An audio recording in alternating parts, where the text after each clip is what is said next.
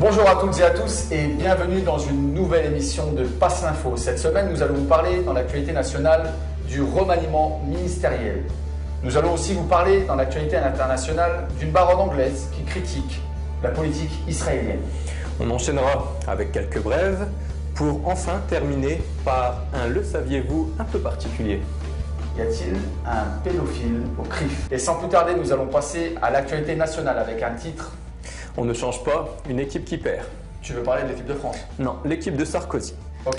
Cela faisait 6 mois que Nicolas Sarkozy promettait un remaniement ministériel suite à la défaite électorale de l'UNP aux dernières élections régionales.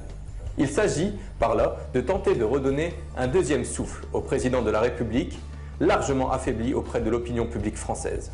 L'échec des syndicats face à la réforme des retraites promet aux salariés de nouveaux tours de vis qui conduiront à un durcissement beaucoup plus net des conflits sociaux. Par ailleurs, la stigmatisation des populations issues de la diversité, pour employer le langage officiel, continuera afin de faire oublier la crise ou de désigner des boucs émissaires. Il n'y aura, comme vous le savez, aucun changement au niveau international. Les soldats français continueront à mourir en Afghanistan et la politique extérieure française sera toujours alignée sur celle de Tel Aviv. Tout cela, bien sûr, sur fond de crise économique mondiale à laquelle Nicolas Sarkozy, président du G20 en 2011, ne pourra rien. La préparation de l'élection présidentielle de 2012 continuera avec ses promesses, ses querelles de personnes, ses petites phrases, ses provocations. Bref, on abordera toutes les questions, sauf la principale qui est comment libérer la France et sa classe politique du lobby sioniste. Ce n'est pas un hasard si la question du lobby sioniste est taboue dans ces milieux politiques, qui se partagent le pouvoir à tour de rôle depuis au moins une quarantaine d'années. L'antisionisme était présent aux élections européennes de 2009 en Île-de-France, permettant d'introduire pour la première fois cette question dans un débat électoral. Un nouveau ton avait été ainsi donné à la campagne européenne et on avait enfin pu parler de certains sujets que la pression du lobby sioniste prétendait pouvoir interdire à l'époque. Il ne faudrait pas que l'élection présidentielle de 2012 soit confisquée par des candidats estampillés tous CRIF. Il sera donc présenté lors de cette élection une des personnalités du parti antisioniste qui continuera à faire entendre la voix de tous les antisionistes. Et ça fera du bien. Actualité internationale. Un membre de la Chambre des pairs britannique, Jenny Tonge, affirme qu'Israël est la cause du terrorisme au niveau mondial et que les problèmes du Cachemire et de la Palestine sont en train de retourner les musulmans du monde entier contre l'Occident. S'exprimant devant la Commission de la défense stratégique et de la sécurité, dimanche 14/11/2010, à la Chambre des Lords, à Londres, Madame Tonge a dit notamment « Les traitements brutaux d'Israël à l'encontre des Palestiniens sont un exemple de la manière dont l'Ouest traite les musulmans. Et ce mauvais traitement est la principale source du terrorisme à l'échelle mondiale. » Même l'envoyé spécial du quartet au Moyen-Orient, Tony Blair, a reconnu cela publiquement, a-t-elle fait observer. La baronne Tonge a dit devant la Chambre des Lords que le comportement d'Israël à l'encontre des Palestiniens continue de bénéficier d'une totale impunité, sans doute à cause de la culpabilité de l'Holocauste et du pouvoir du lobby pro-israélien au Royaume-Uni et aux États-Unis.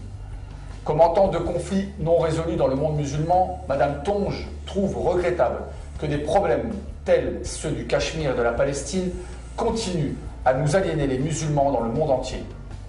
Elle a aussi attaqué le gouvernement britannique de coalition sur sa politique hostile à l'Iran et sur ses relations extrêmement étroites avec Israël. On enchaîne avec quelques brèves. États-Unis. En Floride, un concessionnaire a multiplié ses ventes de camions pick-up par 3 en seulement 4 jours, en proposant à chaque acheteur un bon pour un fusil d'assaut semi-automatique Kalachnikov à retirer à l'armurerie voisine. Le général Michel Aoun, chef du courant patriotique libre au Liban, a clôturé sa visite en France en faisant une série de déclarations dans lesquelles il a notamment affirmé qu'Israël avait assassiné le président Rafik Hariri afin de déstabiliser la situation au Liban et créer une situation nouvelle qui faciliterait l'implantation des Palestiniens dans le pays. Le général Aoun a d'autre part ajouté qu'il n'y avait pas de risque de guerre civile au Liban. Exposition sur le massacre à Gaza. Le dimanche 21 novembre, En début d'après-midi, dans le musée d'art moderne de Paris, une trentaine de voyous encagoulés ont tenté de saccager une exposition du grand photographe Kai Windenhofer, consacrée au massacre tragique des femmes et enfants de Gaza. Bloqués par le service de sécurité, ils ont entamé des slogans hostiles. Comme d'habitude. Selon plusieurs associations de défense des droits des Palestiniens, ces attaques ont été orchestrées par la Ligue de défense juive, qui ne porte pas forcément bien son nom, la LDJ, un mouvement sioniste interdit aux États-Unis, mais pas en France. Ce n'est pas la première fois que la LDJ mène ce type d'opération commando destructeur et aveugle, mettant en cause des œuvres d'art notamment. Les militants pro-palestiniens n'ont pas hésité à accuser le Conseil représentatif des institutions juives de France, le CRIF, d'être derrière cette attaque, d'autant plus que le CRIF a précédemment dénoncé violemment la tenue de cette exposition anti-israélienne. Le saviez-vous? Y a-t-il un pédophile au CRIF? Maurice Gutmann, conseiller municipal UMP du Ménil-Saint-Denis, a comparu vendredi 9 avril 2010 devant le tribunal correctionnel de Versailles, puis était condamné à 2 mois de prison avec sursis pour proposition sexuelle à une mineure de 12 ans. Maurice Gutmann est aussi président du comité local de la Croix-Rouge, membre éminent du consistoire, ainsi que membre du CRIF. Les faits. L'affaire commence il y a de cela plusieurs mois, lorsque cet homme de 64 ans se connecte sur un site internet de chat où il pense entrer en contact avec une petite fille de 12 ans, Jessica. Après de longues minutes d'échange, Maurice Gutmann lui propose d'avoir des relations sexuelles. En fait, explique une source proche du dossier, derrière Jessica, il y avait un journaliste des Infiltrés, l'émission de France 2, et il faisait croire que la petite fille avait peur d'avoir des relations sexuelles. Mais le suspect se voulait rassurant et lui faisait comprendre qu'il lui apprendrait la chose sans lui faire de mal.